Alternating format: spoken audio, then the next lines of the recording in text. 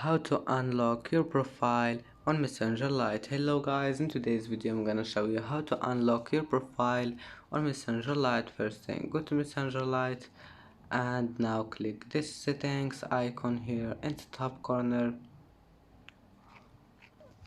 and then you will find the account settings here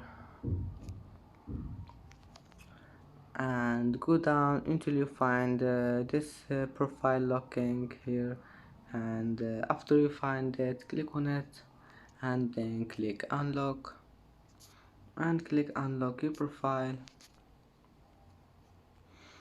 and your profile has been unlocked. And that's it for today's video.